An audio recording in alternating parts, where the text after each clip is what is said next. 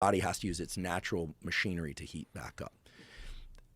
In talking to her recently, I learned some really interesting things that I've been incorporating. First of all, I've always avoided putting my head under until the very end in the cold. Turns out that if you put your face in the water right as you go in, you activate the mammalian dive reflex. And this reflex increases the so-called parasympathetic activity of the autonomic nervous system, which is just nerd speak for it lowers your heart rate, it makes you calmer, and it makes you better able to tolerate stress. So try this next time. You could even just put your face in before. I go right under. You go right under. Yeah. So that's the right way to do it. Plug my nose, I go right under. So I didn't know this. A lot of people that do deliberate cold get headaches, they don't feel good, and a lot of times it's because they slowly immerse themselves up to the neck. And then right at that interface of cold and hot, it creates change, vasoconstriction right below, a little bit vasodilation above. They get headaches, they don't feel good, their heart rate is way too high. Putting your face under Isn't really that helps. anxiety, though? I just feel like that's all psychological. I really do, because there's a moment when you get in the cold where there's a part of your brain that goes, let's get out of here. You can get out of this if you will just get out right now. And you got to go, shut the fuck up. But if you don't say shut the fuck up, then that thing runs rampant through your brain. And that kicks your heart rate up, and that kicks your anxiety up.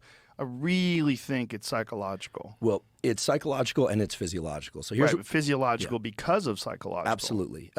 Absolutely. So here's what we know for sure. For the first 20 to 30 seconds of cold shock when you get in, which is how it's described, that prefrontal cortex that normally has the job of handling context and says shh to the reflexes of the brain and the impulses of the brain is not active for 20 to 30 seconds. So your reflex to get the hell out of there is there's a clear and logical reason for that. After that 20 or 30 seconds, the forebrain starts coming online again. That's your opportunity to start negotiating with yourself of, oh, this is actually good for me. This is, I can handle this. I got through that, so I can get through the next one. What I've been doing recently is trying to not go for time, but going for, the only way I can describe this would be walls. Like sometimes just getting in the thing is a wall for me. So I go, okay, I got over one wall just getting in the damn thing. Then I'm like, oh God, here it comes. Forebrain's shutting down. I'm like panicking. I'm going to get through this. And then I'm watching for when I have the impulse to get out. And what I start to notice is that the gaps between those walls start getting longer and longer.